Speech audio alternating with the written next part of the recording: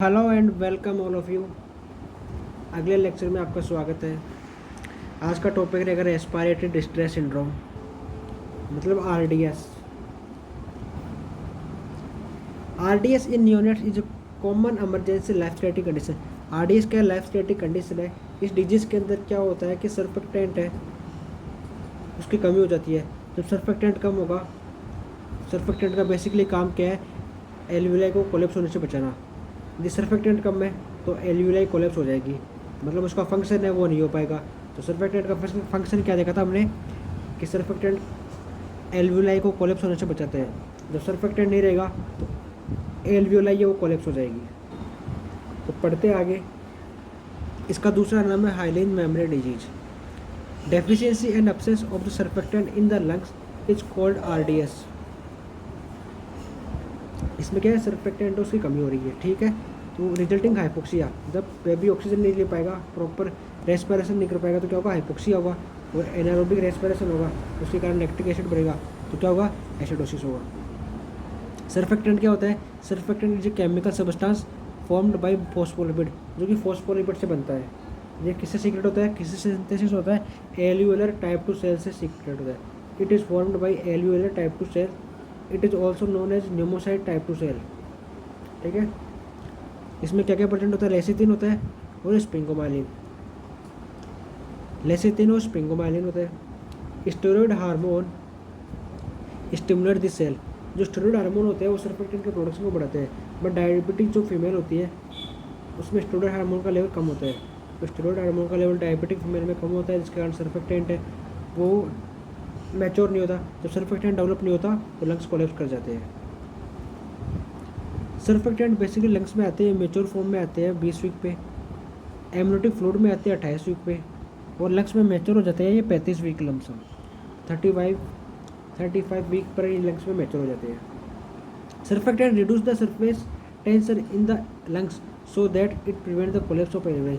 जब एल्वियोलाई है, यदि उसके ऊपर हमने सरफेस टेंशन बढ़ा दिया, यदि सरफेस टेंशन है इसके ऊपर, ठीक है। सर्फेक्टेंट का काम क्या है, इस सरफेस टेंशन को कम करना। जबकि सर्फेक्टेंट एब्सेंट है तो सरफेस टेंशन है ये ज़्यादा रहेगा, इसको एल्वियोलाई को कोलैप्स कर देगा और लास्ट में एल्वियोलाई कोलैप्स हो जाएगी। बट सर्फेक्टेंट रहेगा तो एल्वियोलाई कोलैप्स नहीं होगी, ठीक है। इसमें दो कंपोनेंट होते हैं, लेसिथिन और स्प्रिंगोमाइलिन, जिसका रेशियो होता है 2:1। ईटियोलॉजी क्या होती है, किसके कारण से रेस्पिरेटरी डिस्ट्रेस सिंड्रोम देखने को मिलता है। पहले यदि बच्चा प्रीमेच्योर है, यदि लो बर्थ वेट में भी है, जैसा कि मैंने आपको बताया कि 35 वीक पे ऑलमोस्ट सर्फेक्टेंट डेवलप होता है। यदि 35 वीक से पहले आ रहा बच्चा तो प्रीमेच्योरिटी। मेटरनल डायबिटीज़, इसमें क्या होता है, स्टेरॉइड हार्मोन का लेवल कम हो जाता है। स्टेरॉइड हार्मोन होता है वो हेल्प करता है सर्फेक्टेंट को बनने पे। तो maternal diabetes. Meconium aspiration syndrome, जब बेबी मेकोनियम पास कर देता है, पोस्टरम बेबी में देखने को मिलेगा। मेकोनियम पास करने से मेकोनियम लंग्स में चला जाता है और जब बेबी इसको एस्पिरेट कर लेता है तो मेकोनियम एस्पिरेशन सिंड्रोम, उसके कारण आरडीएस हो सकता है। सीजरियन सेक्शन होता है तो लंग्स से एमनियोटिक फ्लूइड है प्रॉपर बाहर नहीं निकल पाता, जो कि 48 से 72 और बाद निकलता है, इस कारण इसमें भी देखने को मिल सकता है। प्लूरल इफ्यूजन है, यदि प्लूरल लेयर है, प्लूरल स्पेस है, वहाँ पे फ्लूइड का एक्यूमुलेशन हो गया तो लंग्स कोलैप्स हो जाएंगे। Congenital formation pneumonia, congenital malformation है, यदि कंजेनिटली निमोनिया है, लंग्स में यदि फ्लूइड भरा हुआ है तो उससे हो सकता है। और कंजेनिटल डायफ्रेगमेटिक हर्निया, यदि कोई एब्डोमिनल पार्ट लंग्स में चला जाए, ये डायफ्राम हो गया, ये एब्डोमिनल कैविटी हो गई, ये इसके लेयर वो डिवाइड करती है। यदि इस लेयर में कोई होल हो जाए और एब्डोमिनल कंटेंट लंग्स में चला जाए, उसको बोलते हैं कंजेनिटल डायफ्रेगमेटिक हर्निया। तो ये कोज देख लिए, पहला बेबी प्रीमेच्योर है तो मोस्ट कॉमन कोज यही होता है। मेटरनल डायबिटीज है, मेकोनियम एस्पिरेशन सिंड्रोम है, सीजेरियन सेक्शन है, प्लूरल इफ्यूजन है, कंजेनिटल मालफॉर्मेशन निमोनिया है, कंजेनिटल डायफ्रेगमेटिक हर्निया है। पैथोफिजियोलॉजी, जैसा कि मैंने आपको बताया, यदि baby low birth weight baby है तो उसके लंग्स कैसे रहेंगे, प्रीमेच्योरिटी ऑफ लंग्स, उसके कारण सर्फेक्टेंट है, उसका सिंथेसिस स्टोरेज है वो कम हो जाएगा, एल्वियोलाई के ऊपर सरफेस टेंशन बढ़ जाएगा। एटलेक्सिस क्या होता है, लंग उसका कोलैप्स, एल्वियोलाई का कोलैप्स हो जाना एटलेक्टेसिस होता है। अब हाइपो वेंटिलेशन होगा, गैस का एक्सचेंज नहीं हो पाएगा तो क्या होगा, हाइपोक्सिया और CO2 का रिटेंशन हो जाएगा। जब लंग्स कोलेप्स कर रहे हैं तो क्या होगा, उसमें जो वेसल्स है, पल्मोनरी वेसल्स है, तो उसमें वेजोकॉन्स्ट्रिक्शन हो जाएगा। वेजोकॉन्स्ट्रिक्शन होने से क्या होगा, पल्मोनरी हाइपोपरफ्यूजन, परफ्यूजन मतलब वो गैस एक्सचेंज वहाँ पर वो नहीं हो रहा, और परफ्यूजन जो गैस है, ऑक्सीजन है, वहाँ सप्लाई नहीं हो रही, परफ्यूजन उनको ले नहीं पा रहा, ठीक है। जो सेल्स से टिश्यूज है वहाँ पे ऑक्सीजन को ले नहीं पाएंगे, तो हाइपोपरफ्यूजन। अब बेबी मोर एफर्ट लगाएगा ऑक्सीजन को लेने के लिए, ताकि ऑक्सीजन उसकी बॉडी में जाए, जिसके कारण क्या होगा, कैपिलरी डैमेज होगा। जब कैपिलरी डैमेज हो गया, ठीक है, तो क्या होगा, यहाँ से जो प्लाज्मा है वो बाहर निकलेगा। अब यहाँ पे क्लोट होगा, इसको रिपेयरिंग होगी, तो फाइब्रिनोजन, जो फाइब्रिनोजन है वो फाइब्रिन में कन्वर्ट होके यहाँ आ जाएगा और एक मेम्ब्रेन बना लेगा, इसको बोलते हैं हाइली मेम्ब्रेन। क्या बोलते हैं, हाइली मेम्ब्रेन। तो एरिया पूरा ब्लॉक हो गया, हाइली मेम्ब्रेन, इसलिए डिजीज को बोला हाइली मेम्ब्रेन डिजीज, ठीक है।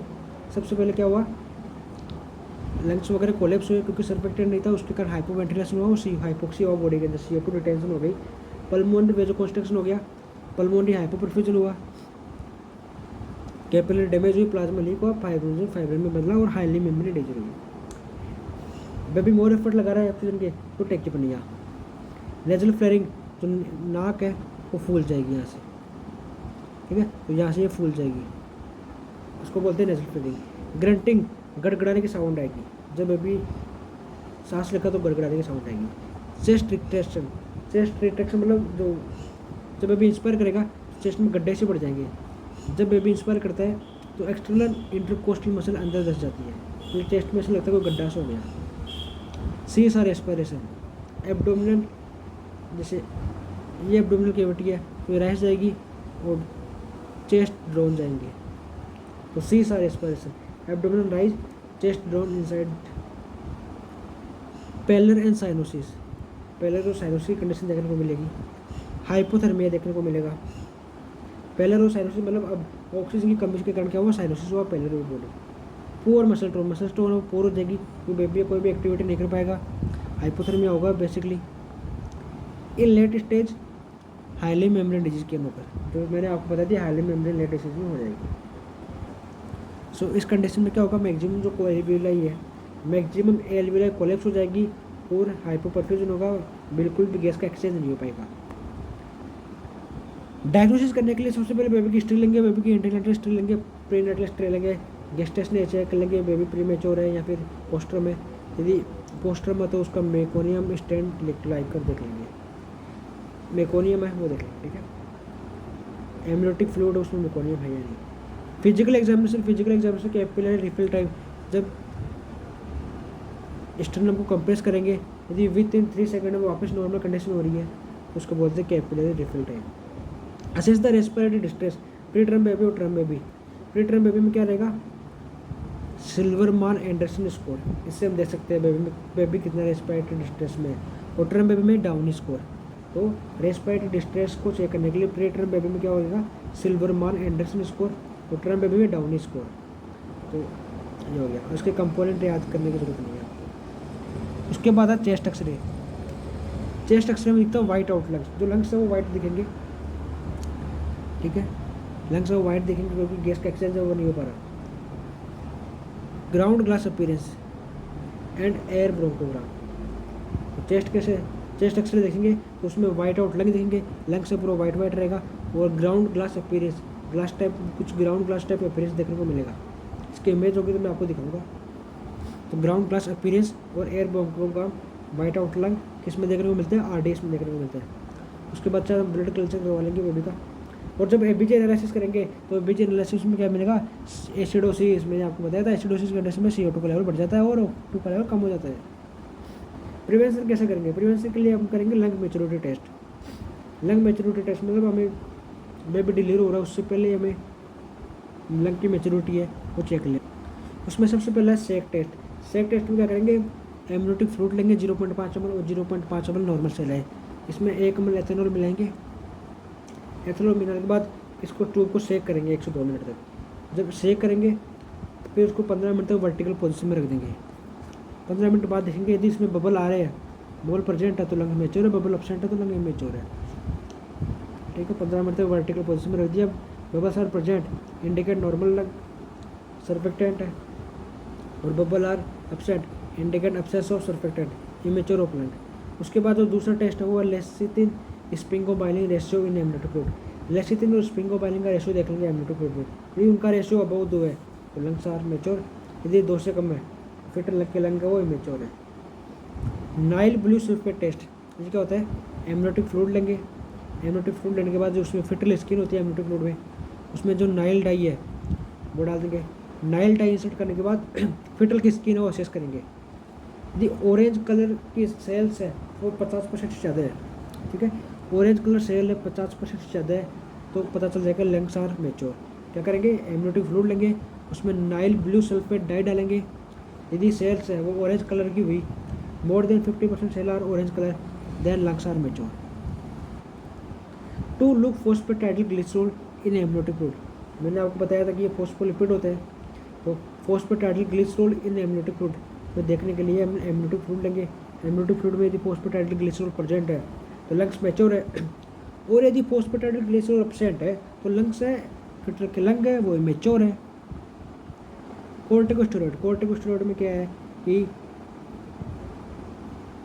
बेबी के लंग्स यदि इमेच्योर है तो हम उनको कोर्टिकोस्टेरॉइड देंगे, मदर को कोर्टिकोस्टेरॉइड देंगे तो लंग्स मैच्योर हो जाएंगे, जो कि कोर्टिकोस्टेरॉइड देने के 48 घंटे के बाद लंग्स वो फंक्शन प्रॉपर स्टार्ट कर देते हैं।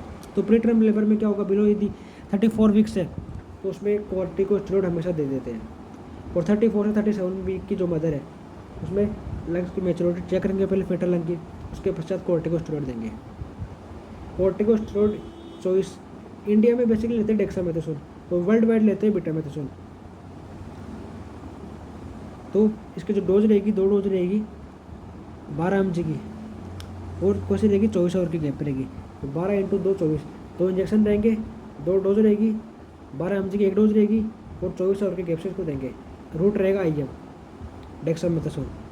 6 mg उसका गैप रहेगा 12 आवर से, तो 6 mg की डोज 12 आवर से देनी है, 12 mg की डोज 24 आवर से देनी है, 6 mg की डोज 12 आवर से देनी है, और इसके देने 4 इंजेक्शन, मतलब देनी है हमें 24 mg है दोनों, तो 6 4 12, 12 2 24। रूट दोनों का रहेगा IM। ये 48 आवर लेता है 2 action.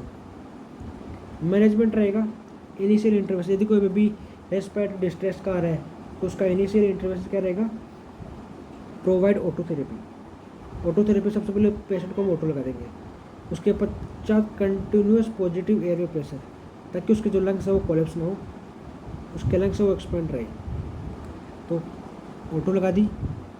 Continuous positive air pressure, continuous positive air pressure in the lungs which help in preventing the collapse of lung by expanding them. Definitive treatment, replacement of surfactant, अब क्या करेंगे ऐसे बेबी में हम definitive treatment के लिए surfactant है उसको रिप्लेस करेंगे। It is administered by intratracheal route, ठीक है, इंट्राट्रेकियल रूट है उसको एंडोट्रेकियल रूट के थ्रू देंगे, इंट्राट्रेकियल रूट हो गया। तो सर्फेक्टेंट का प्लेसमेंट करना है हमें।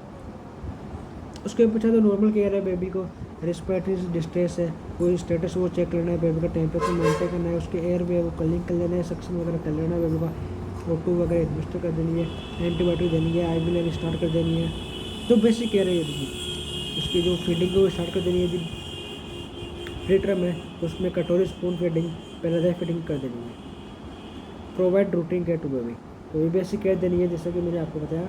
ये हमारा टॉपिक था RDS जो कंप्लीट हुआ। Thank you.